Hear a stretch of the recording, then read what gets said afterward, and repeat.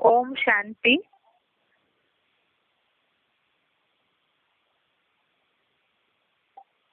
आज का श्रीमद् भगवद गीता का दूसरे अध्याय का 11वां श्लोक, अध्याय सेकंड, श्लोक नंबर 11। श्लोक है, भगवान उवाच असोचानन्वसोचस्त्वं प्रज्ञावादांश्च भाषसे गतासूंश्च नानुशोचन्ति पंडिताः। श्लोक दोबारा। भगवान उवाच असोचानन्वसोचस्त्वं प्रज्ञावादांश्च भाषसे गतासूंश्च नानुशोचन्ति पंडिताः। संधि विच्छेद है।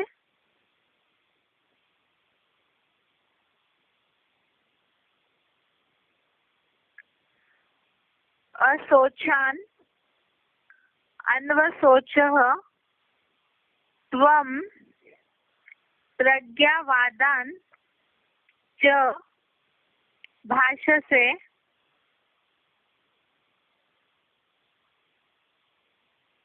अगतासूंश्च न अनुशोचन्ति पंडिताः। संधि विच्छेद दोबारा। असोचान अन्वसोचः त्वं प्रज्ञावादान् च भाषसे गतासून् अगतासून् च अनुशोचन्ति पंडिताः। अभी शब्दों का अर्थ देखते हैं। त्वम अर्थात तू, असोचान अर्थात असोचनीय, अन्वसोचः अर्थात शोक कर रहा है, च अर्थात तथा, प्रज्ञावादान अर्थात ज्ञानियों जैसे वचन, भाषसे अर्थात बोलता है, पंडिताः अर्थात विद्वान लोग, गतासूंश्च अर्थात मरने, अगतासून अर्थात जीने वालों का, नानुशोचन्ति अर्थात शोक नहीं करते। एक बार दोबारा शब्दों का अर्थ देखते हैं।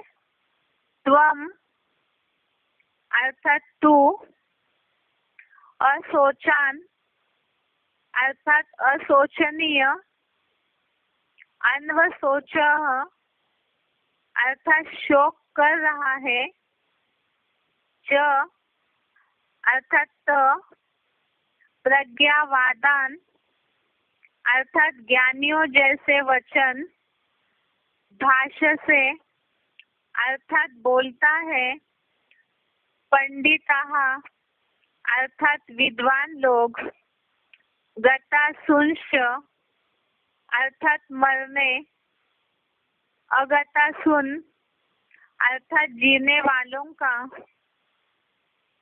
नानुशोचन्ति अर्थात शोक नहीं करते।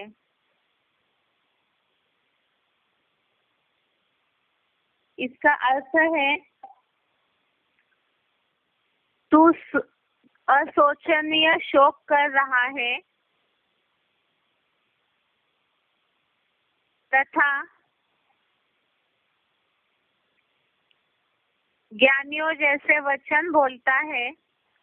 विद्वान लोग मरने और जीने वालों का शोक नहीं करते। तू अशोचनीय शोक कर रहा है तथा ज्ञानियों जैसे वचन बोलता है। विद्वान लोग मरने और जीने वालों का शोक नहीं करते हैं। जैसे यहाँ शुरू से ही बात चल रही है श्लोक की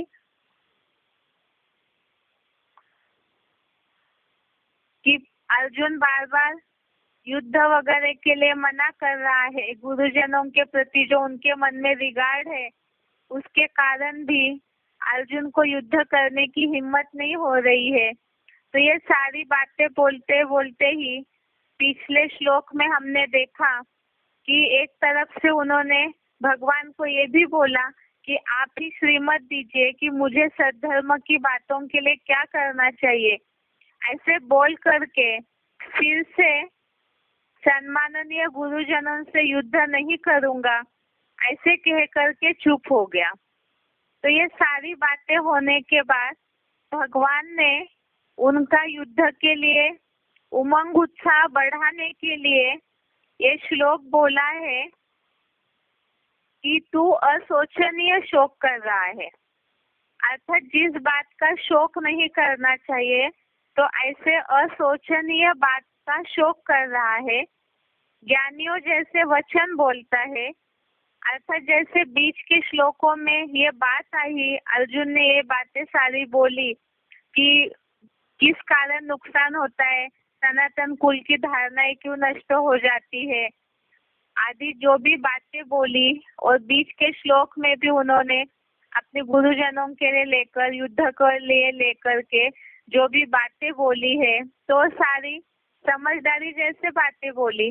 तो इसीलिए ही भगवान ने उनको ये बात बोली कि ज्ञानियों जैसे वचन तो बोलता है लेकिन उसके बावजूद भी वो पूरी समझ पूर्वक जो उनको कार्य करना चाहिए वो नहीं कर रहा है। इसीलिए बोला कि जो विद्वान होते हैं, जो ज्ञानी होते हैं तो मरने और जीने वालों का शोक नहीं करते हैं। एक बार इसे क्लैरिफिकेशन सही समझते हैं। तू अशोचनीय सन्नद्ध विनाशी दैहिक संबंधों का शोक कर रहा है। तू अशोचनीय सन्नद्ध विनाशी दैहिक संबंधों का शोक कर रहा है।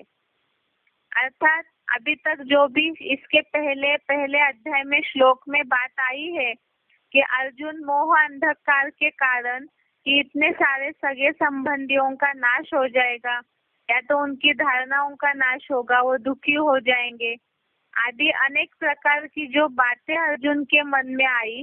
तो देहधारियों के प्रति, सगे संबंधियों के प्रति जो मोह अंधकार फैला हुआ है उसके कारण उनके मन में वो सारी बातें आई। इसीलिए भगवान ने उनको ये बात बोली कि विनाशी दैहिक संबंधों का शोक कर रहा है तथा दुखी होते होते भी आत्मज्ञानियों जैसे वचन बोलता है। मानो दुखी है उसके बावजूद भी वो एक तरफ से दुखी भी हो रहा है, दूसरी तरफ से ज्ञानियों जैसे वचन भी बोल रहे हैं। तो इसीलिए बोला कि जो विद्वान लोग हैं वो सद्धर्म के प्रति अनिश्चय से मरने और विधर्मियों ऊपर निश्चय में जीने वालों का शोक कभी नहीं करते। यहाँ बात आई कि सद्धर्म के प्रति अनिश्चय से मरने। ये तो हम मुरलियों में सुनते आए हैं कि ज्ञान मार्ग में चलते हुए अनिश्चय बुद्धि होना अर्थात वही मरना है। तो यहाँ सद्धर्म के प्रति अनिश्चय से मरने अर्थात धर्म युद्ध में जो भी लोग विधर्मी है या कौरव संप्रदाय वाले हैं वो सद्धर्म के प्रति अनिश्चय बुद्धि होते हैं। तो ऐसे अनिश्चय बुद्धि होने वालों का अर्थात देहत की जो मरना है उसके प्रति कोई शोक नहीं करेंगे। और दूसरा बोला है विधर्मियों ऊपर निश्चय में जीने वालों का शोक कभी नहीं करते। विधर्मियों ऊपर निश्चय में जीने वालों का, अर्थात जो भी कौरव संप्रदाय वाले हैं तो उनका, वो तो विधर्मी जितने भी धर्म वाले हैं उन्हीं को ही कौरव यादव संप्रदाय बोला है।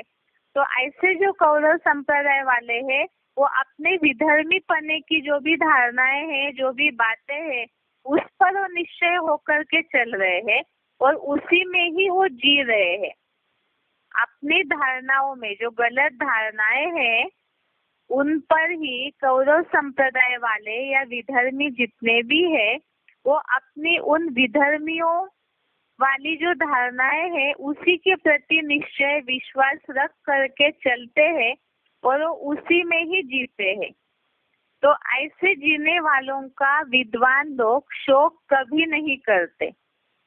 इसका मतलब कई बार जैसे कि ज्ञान के हिसाब से अगर देखेंगे तो ज्ञान में चलते चलते कोई अच्छे सेवाधारी कई बार अनिश्चय बुद्धि हो जाते हैं, कोई बातों में हिल करके ब्राह्मण परिवार के प्रति अनिश्चय बुद्धि हो करके, तो ऐसों के प्रति मन में भावना आ जाती है कि सद्धर्म के प्रति अनिश्चय से मर गए, अनिश्चय बुद्धि हो गए, तो उनके प्रति संकल्प चलते। या कई बार जो विधर्मियों ऊपर निश्चय में जीने वालों का, अर्थात जो विधर्मी धारणाएं हैं उनमें चल रहे हैं, तो उनके प्रति भी कई बार संकल्प चलते हैं कि इस तरह की धारणा को क्यों अपना रहे, ऐसे क्यों चल रहे हैं। तो इन सारी बातों में ही जो विद्वान लोग हैं अर्थात ज्ञानी है, समझदार है, वो इन सारी बातों का शोक नहीं करते हैं। शोक क्यों नहीं करना चाहिए? तो इसका जवाब है कि जो बोला हुआ है कि इन सब अशोचनीय बातों का अर्जुन शोक कर रहा है, अर्थात जो नहीं सोचना चाहिए ऐसी बातों को सोच रहा है, और जिन बातों को सोचना चाहिए सही रीति से वो नहीं सोच पा रहा है। तो इसीलिए ये बात बोली कि ज्ञानियों जैसे वचन भी बोलता है। तो यहाँ बात है कि इस तरह से शोक कभी नहीं करना चाहिए, कभी नहीं करते, ये जो बात बोली है।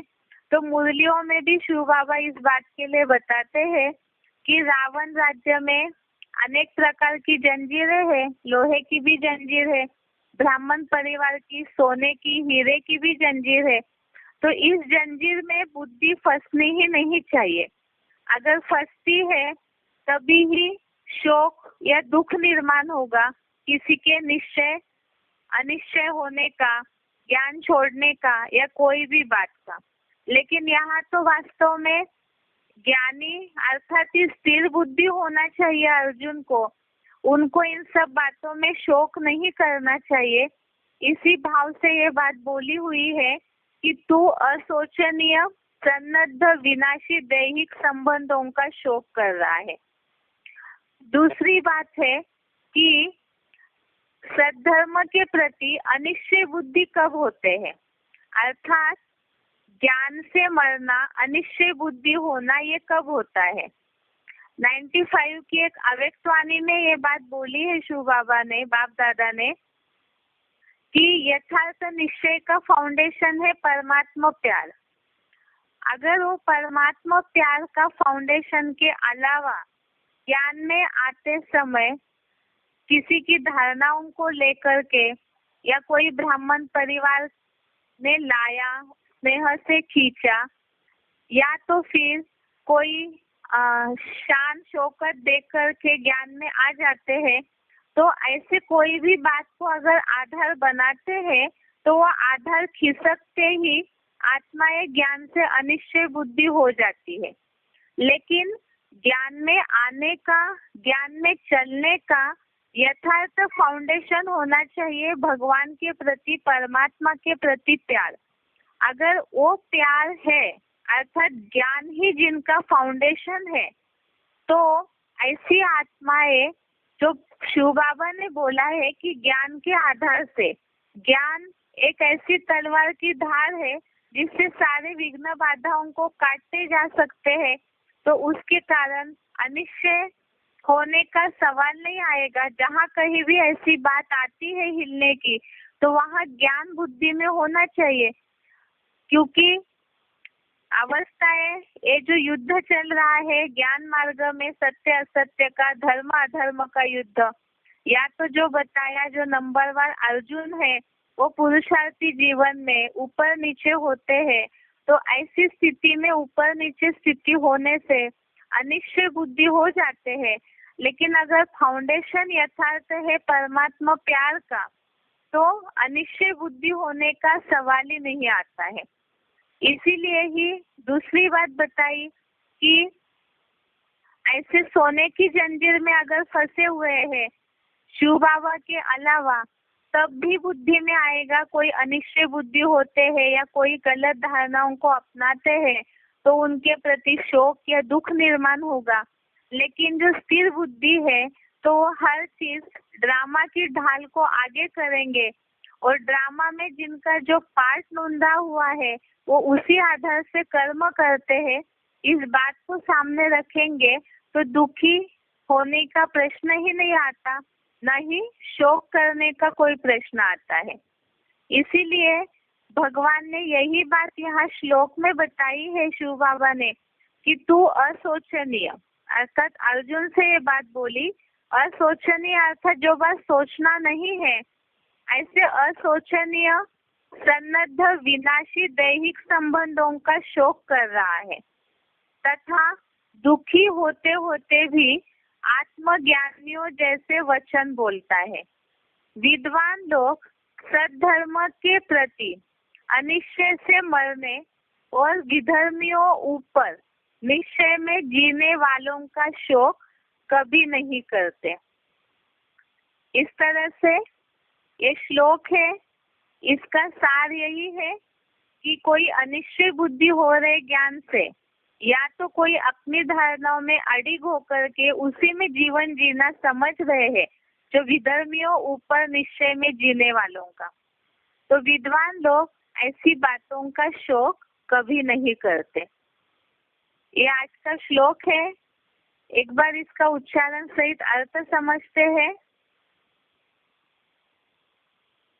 श्री भगवान उवाच अशोचानन्वशोचस्त्वं प्रज्ञावादांश्च भाषसे गतासु न गतासूंश्च नानुशोचन्ति पंडिता। श्री भगवान ने बोला, तू अशोचनीय सन्नद्ध विनाशी दैहिक संबंधों का शोक कर रहा है तथा दुखी होते होते भी आत्मज्ञानियों जैसे वचन बोलता है। विद्वान लोग देहधारियों के धार्मिक अनिश्चय में मरने और दैहिक आधार पर निश्चय में जीने का शोक कभी भी नहीं करते। श्री भगवान उवाच अशोचानन्वशोचस्त्वं प्रज्ञावादांश्च भाषसे गतासु न गतासूंश्च नानुशोचन्ति पंडिता। श्री भगवान ने बोला, तू अशोचनीय सन्नद्ध विनाशी दैहिक संबंधों का शोक कर रहा है तथा दुखी होते होते भी आत्मज्ञानियों जैसे वचन बोलता है। विद्वान लोग देहधारियों के धार्मिक अनिश्चय में मरने और दैहिक आधार पर निश्चय में जीने का शोक कभी भी नहीं करते। श्री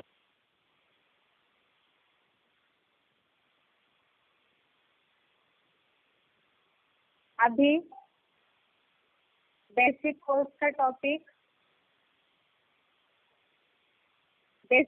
के टॉपिक में अभी तक हमने संस्कार के टॉपिक में समझा है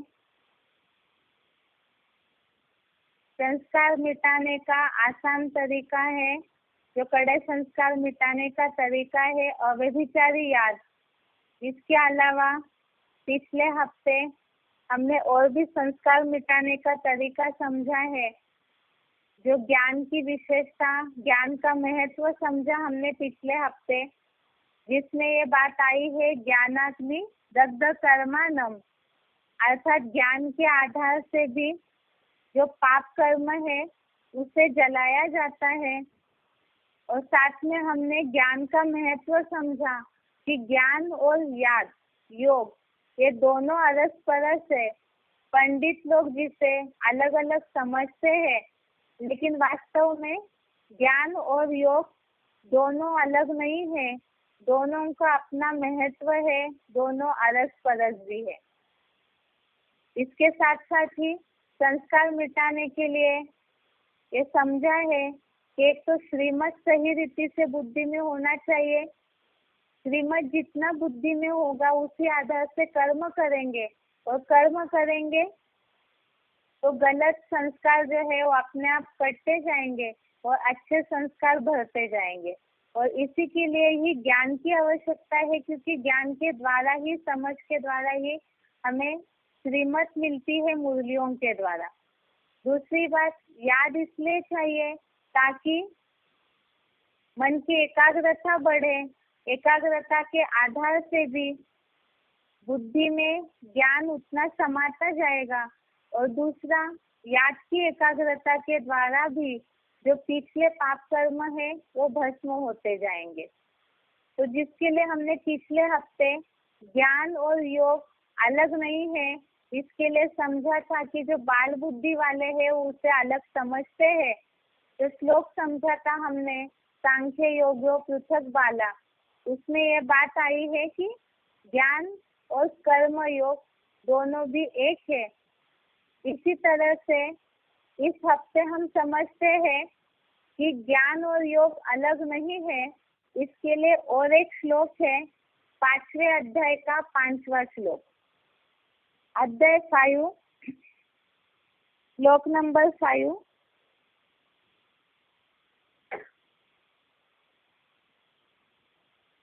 इसमें ये बात आई है श्लोक में,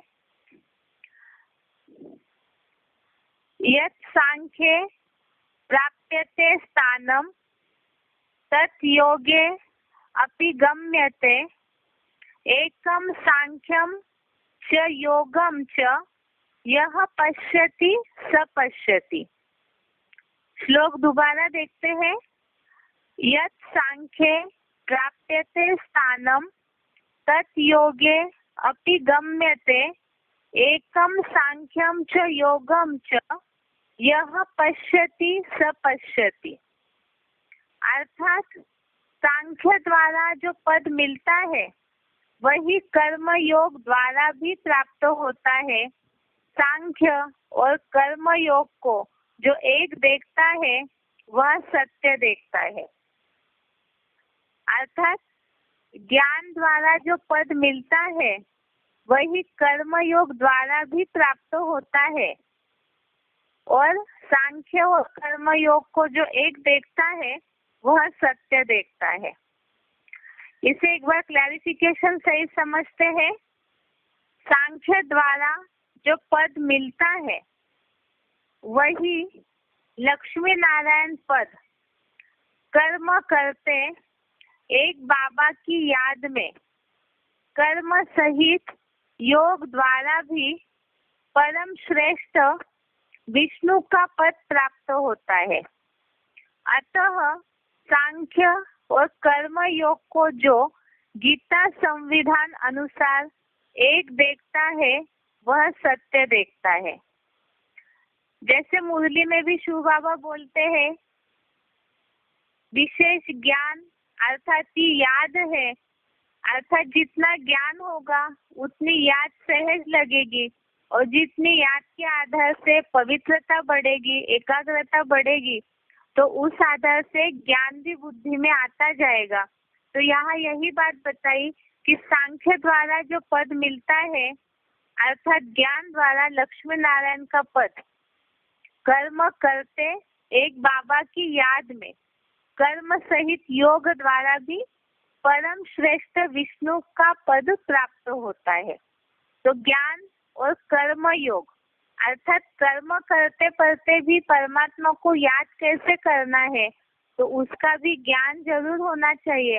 तो यहाँ यही बताया कि सांख्य और कर्म योग को जो गीता संविधान अनुसार एक देखता है वह सत्य देखता है। हमने पिछले हफ्ते इस बात को समझा है कि ज्ञान और योग की दोनों की आवश्यकता क्यों है। जिसके लिए बताया था कि ज्ञान जो है वो तलवार है जिससे काटा जा सकता है।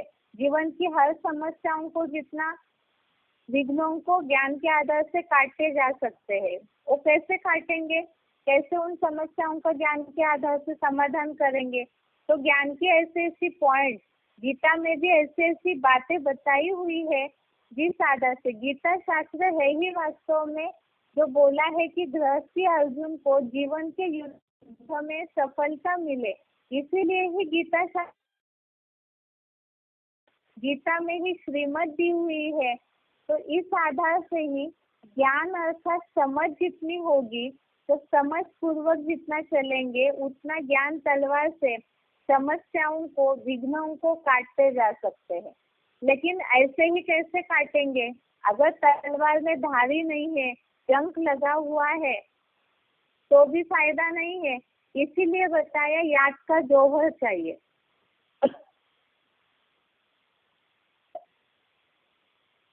दूसरी बात बताई कि ज्ञान थ्योरी है और याद प्रैक्टिकल है। अर्थात ज्ञान बहुत सारा है और मन एकाग्र होने का रास्ता नहीं पता है तो भी उसका फायदा नहीं है।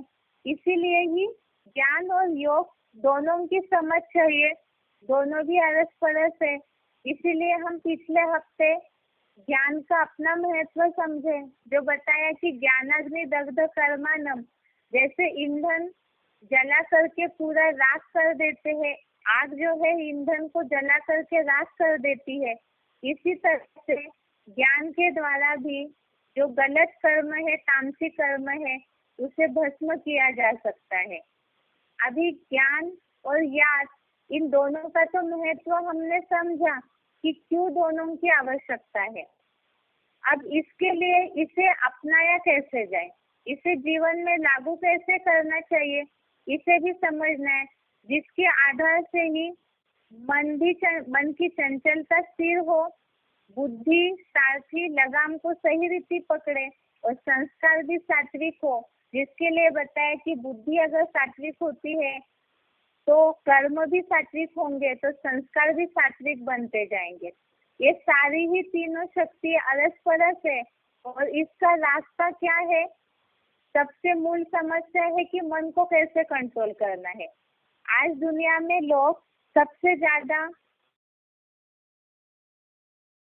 ऐसे डिप्रेशन जैसी बीमारियां है, मानसिक बीमारियां है, तनाव है, चाहे कितना भी लोग आगे बढ़े हैं, अच्छी पोस्ट पे है, अच्छे पढ़े लिखे भी है, लेकिन फिर भी परसेंटेजली सभी में तनाव, टेंशन रहते ही है। क्योंकि कलयुगी दुनिया अर्थात ही कलह क्लेश।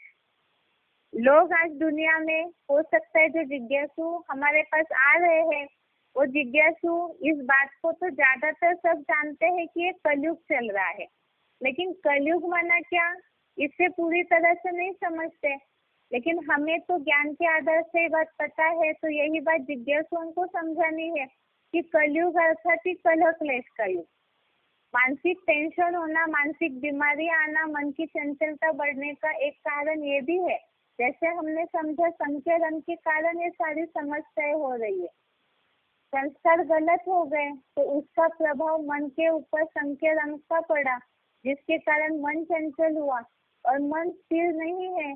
इसीलिए ही मानसिक टेंशन से कई बार जिज्ञासुओं के मन में आएगा, ये सब बातें समझने की क्या आवश्यकता है। इसीलिए पहले भी समझाया है कि मन, बुद्धि और संस्कार, इन सब बातों को समझने की खास आवश्यकता क्यों है?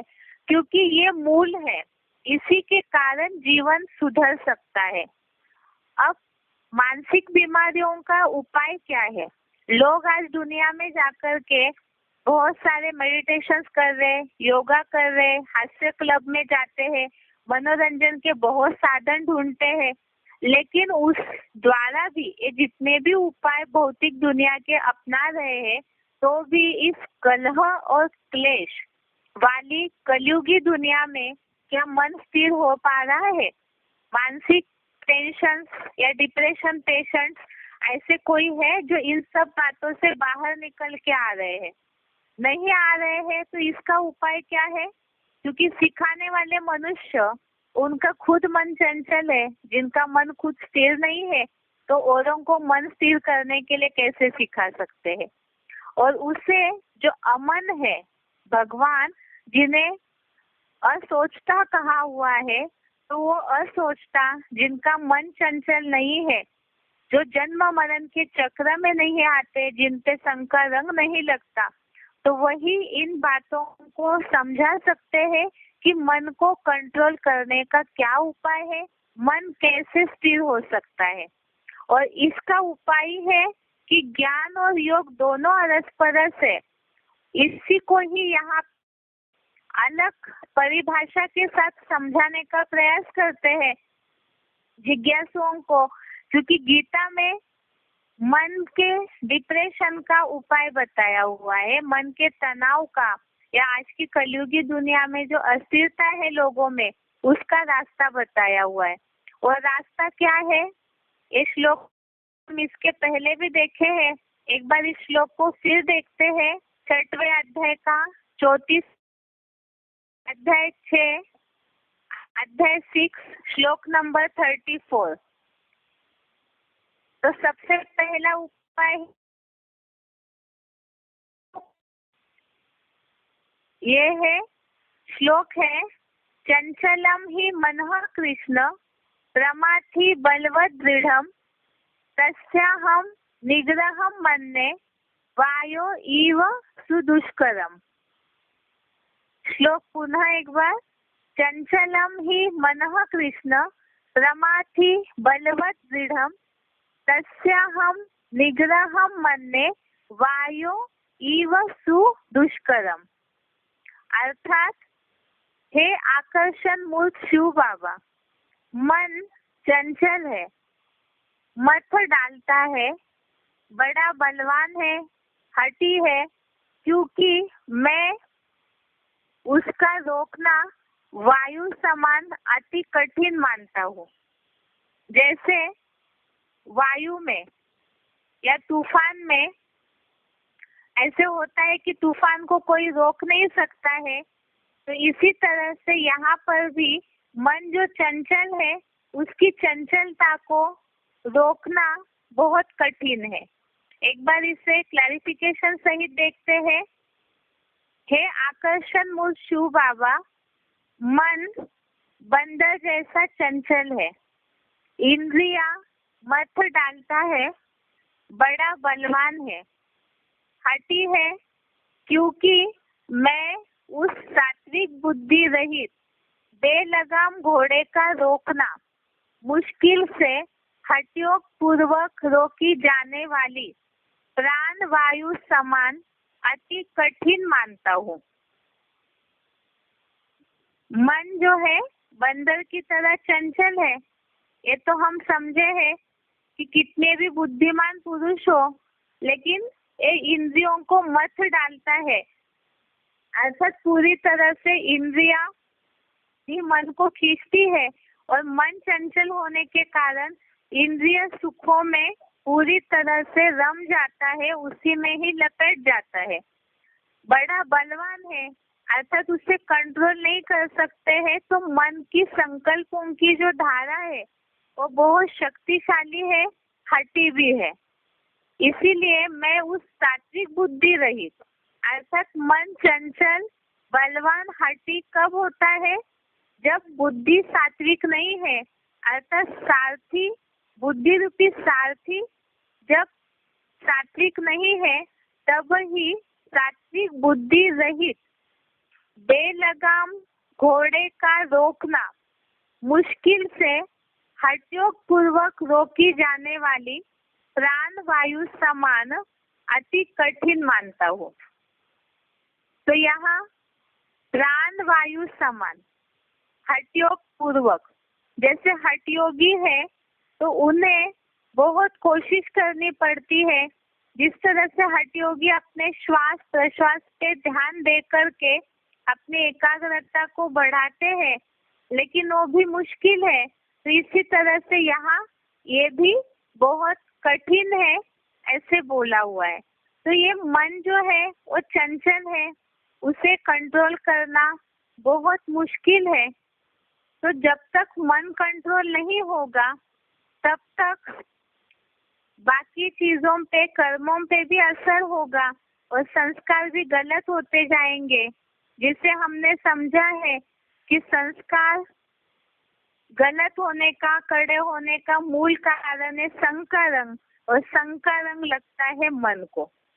अब आगे देखते हैं कि इसके लिए क्या करना जरूरी है। मन की चंचलता जो है वो स्थिर कैसे होगी।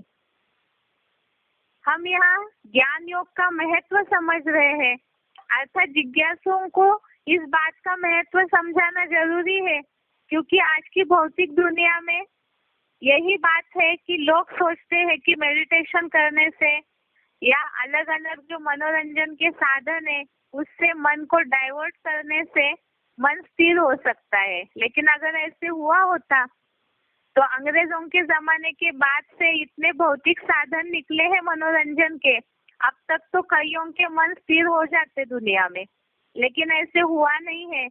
इसका कारण हम पहले भी समझाए हैं जिज्ञासुओं को कि कोई भी मनुष्य किसी मनुष्य के मन को स्थिर नहीं कर सकता है। अब आगे देखते हैं कि ज्ञान और योग इसके द्वारा किस तरह से अभ्यास और वैराग्य लाया जा सकता है। जो ये समझा हमने अभी के श्लोक में कि मन बहुत चंचल है। अब चंचल है तो उसे स्थिर करना भी जरूरी होगा। जैसे बच्चे होते हैं तो बहुत चंचल है, तो अगर उन पे जबरदस्ती करते हैं कोई बात में तो तुरंत कंट्रोल में नहीं आते हैं। इसी तरह से मन चंचल है तो उसे हठयोगियों की तरह जबरियन प्राणायाम करना आदि प्रक्रियाओं से अगर स्थिर करने की कोशिश करते हैं तो वो स्थिर नहीं हो सकता। जैसे व्यावहारिक अगर उदाहरण लेते हैं हम, स्प्रिंग होती है कोई, तो स्प्रिंग को अगर हम दबाते हैं तो जब तक उसे दबा कर रखा है तब तक उसका आकार चेंज होगा, लेकिन जैसे ही छोड़ेंगे तो वैसे ही वो तुरंत अपने मूल रूप में आएगी। इसी तरह से मन को भी स्थिर करने के लिए ज्ञान और योग को उस पे कैसे लागू करना है उसे भी गीता के श्लोक के आधार से ही देखते हैं। इसके लिए बताया है अभ्यास और वैराग। तो यहाँ ज्ञान जो बताया है कि डेली अगर हम ज्ञान की बातों को सुनते रहेंगे, डेली मुरली सुनते रहेंगे, रेगुलर ज्ञान की प्रैक्टिस होगी और साथ साथ इस दुनिया से वैराग्य होगा।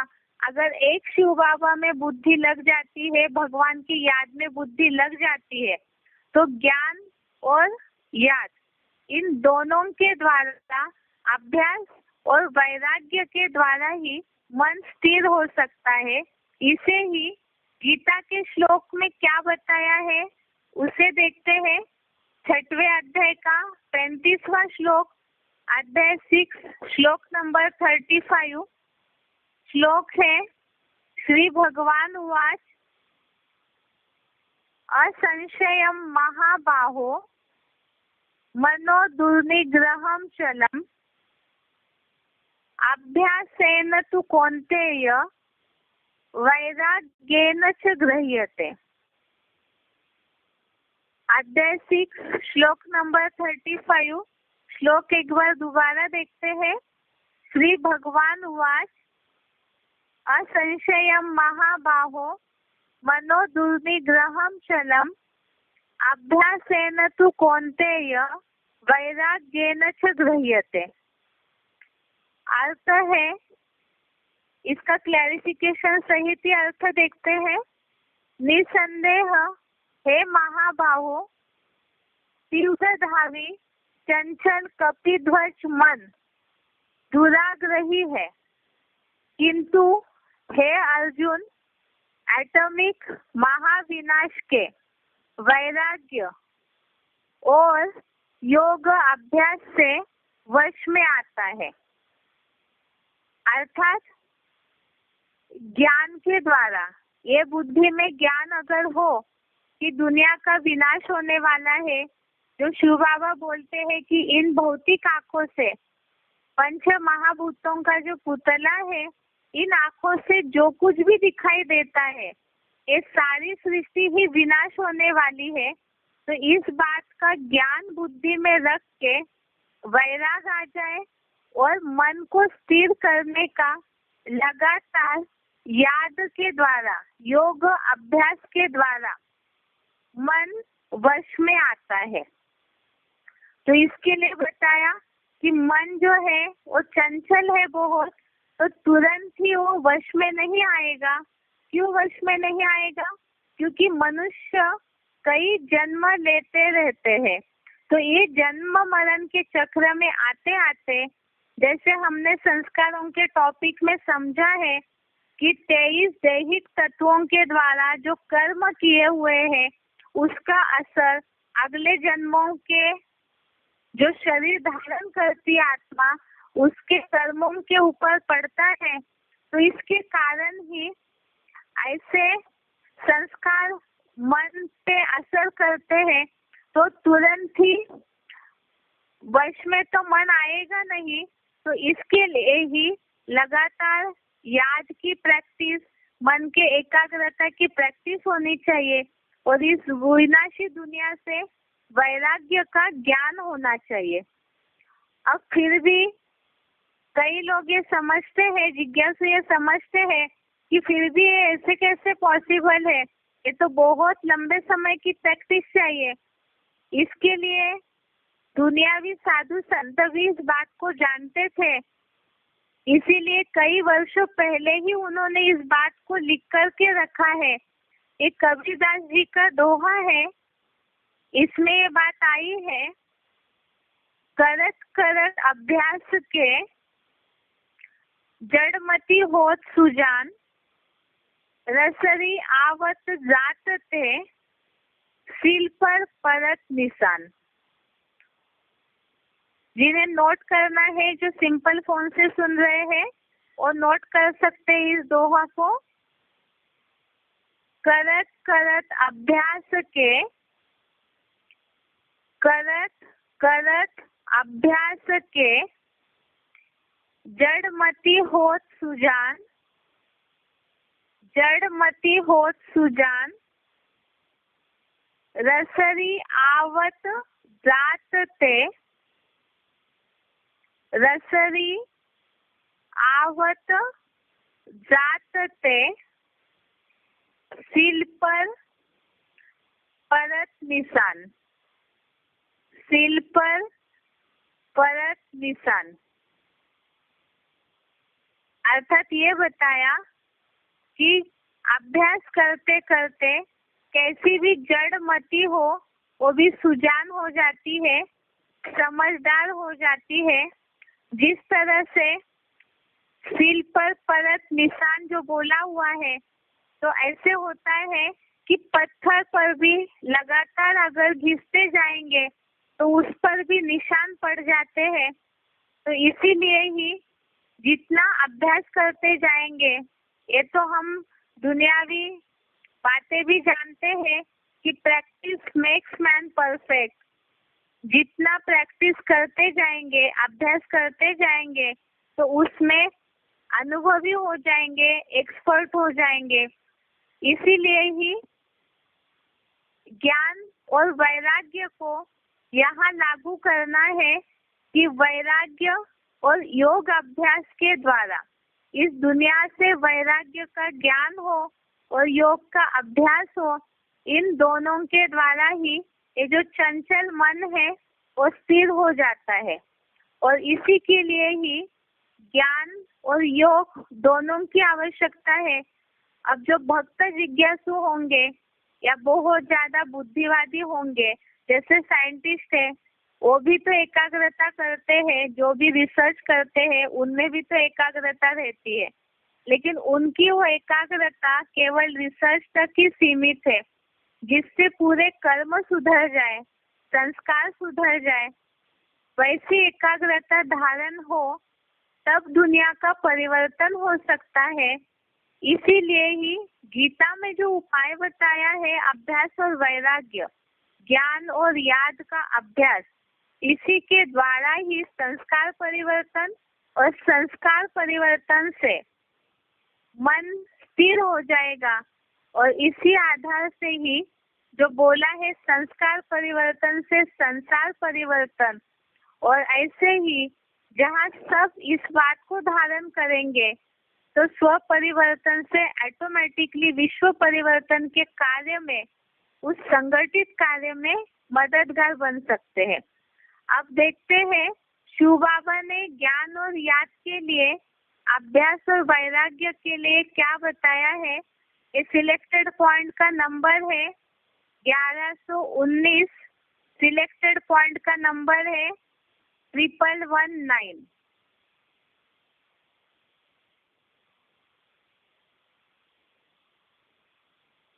हाँ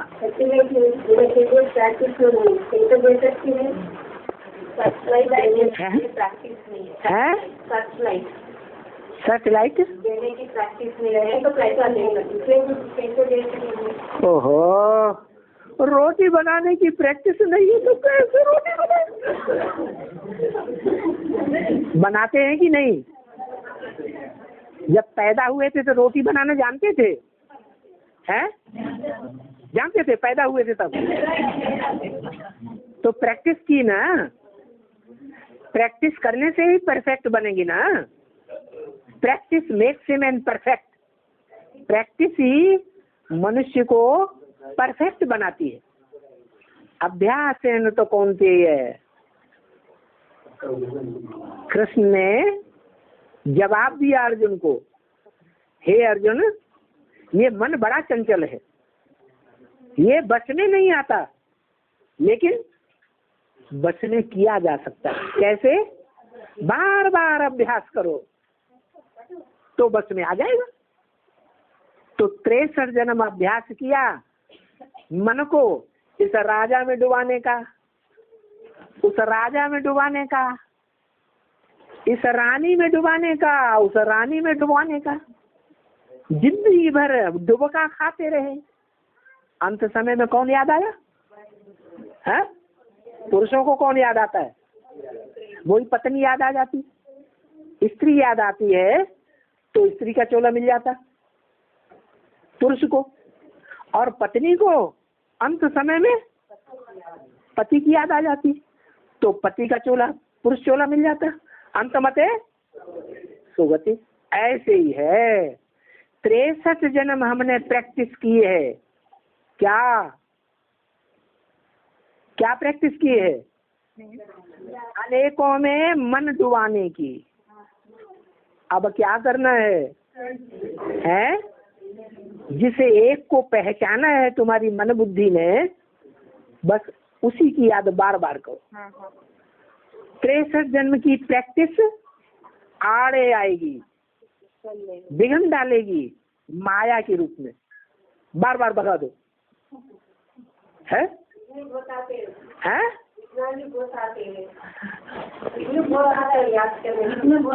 हाँ हाँ, तो 63 जन्म बहुत किया होगा, किया होगा या नहीं? हाँ, तो प्रैक्टिस करो। बार बार प्रैक्टिस करेंगे तो पक्का हो जाएगा। और प्रैक्टिस करने के लिए क्या करो? इस पुरानी दुनिया से, इस झूठ खंड से, इस झूठी दुनिया से, झूठी दुनिया के जो भी तुम्हारे संबंध हैं बड़े अजीज, मेरा बच्चा, मेरा बच्चा, मेरा पति, मेरा पति, कैसे छोड़ूं, कैसे यदि मैं सिलेंडर हो जाऊं, बाप की बन जाऊं। ये मोह लगा हुआ है ना, अटैचमेंट। बुद्धि डिटैच होती ही नहीं। तो समझो ये सब विनाशी है। ये ऐसा दिन आने वाला है, सब धोखे दे जाएंगे। बाप बाप नहीं रहेगा। अरे कन्याओं का बाप तो इस जन्म में भी बाप नहीं है। माँ बाप बच्चों को ठोकर मार के दूसरे घर में फेंक देते हैं, अपने घर में रखते हैं। भले रोज अखबारों में, टीवी में पढ़ते हैं, पति ने ये कर दिया, पति ने वो कर दिया, पति ने हत्या कर दी, पति ने वो कर दिया, छोड़ दिया, तलाक दे दिया। पढ़ते हैं कि नहीं? फिर भी कन्या की दुर्गति करते हैं कि नहीं है? कन्या को पूरा वर्षा देते हैं या लड़के को देते हैं? लड़के के ऊपर मरते हैं माँ बाप या कन्या के ऊपर मरते हैं? अरे भारत में तो कन्याओं को पेट में ही मार रहे हैं। तो देखो भगवान आके क्या करता है? माताओं कन्याओं को आगे देता है, जिनको संसार ने डुबोया है, अभी भी सबसे जास्ती दुखी है। भगवान आकर के उनको सबसे जास्ती सुखी बनाता है। क्या प्रश्न था? है सर्च लाइट कैसे दें? तो सर्च लाइट देते समय वो ही 63 जन्म वाले जिनसे बुद्धि का संबंध जोड़ा है, वो प्रैक्टिस पड़ी हुई है कि नहीं है? जिनसे जोड़ा है वो अंत समय में जब महाविनाश महामृत्यु का समय होगा इस सृष्टि का, तो वो धोखा दे जाएंगे या दोस्त बनकर रहेंगे? सब धोखा दे जाएंगे। एक ही सच्चा भगवान है जो कन्याओं माताओं को अपनाता है, सरेंडर करता है, किसी को छोड़ता नहीं है। बच्चे अपने आप छोड़ के चले जाते हैं, लेकिन भगवान किसी को त्यागता नहीं है। तो ऐसे भगवान को जो 84 जन्म में भी रहता है इस सृष्टि पर, उसको ठुकराई दिया और विधर्मी बापों को अपना लिया। किसने? हमने अपनाया ना, तो हमको ही फिर उल्टी सीढ़ी चढ़नी पड़ेगी। इसलिए प्रैक्टिस करना है। क्या प्रैक्टिस करनी है? इस दुनिया में सब झूठे हैं, झूठ की दुनिया है, वैराग आना चाहिए। क्या? बिनु वैराग विवेक न होई। बिना वैराग के विवेक माने ज्ञान पैदा नहीं होगा। सच्चा ज्ञान माने भगवान की पक्की पहचान प्रैक्टिकल में नहीं होगी। इसलिए इस दुनिया से वैराग आना चाहिए, उससे प्यार आना चाहिए, उससे बुद्धि का अटैचमेंट आना चाहिए जो इस सृष्टि पर सदा कायम है। कौन है सदा कायम? एक शिव बाबा। कि शिव बाप? शिव बाबा। तो जब एक बार पहचान लिया, पक्का पहचान लिया, तो सदा काल का बुद्धि योग रखना है कि बीच में धोखा देकर भाग जाना है। दूसरी पार्टियों में दूसरी पार्टियां निकल रही, भाग जाना है? नहीं। आज्ञाकारी, वफादार, फरमानबरदार, ईमानदार बनकर के रहना है। आज्ञाकारी बाप के संबंध में, वफादार साजन सजनी के संबंध में, फरमानबरदार गुरु के संबंध में, और ईमानदार टीचर के संबंध में। ये पक्का संबंध निभाना है। तो क्या होगा? दुनिया से वैराग करना पड़े, दुनिया को त्यागना पड़े। आप मुए, मर गई दुनिया।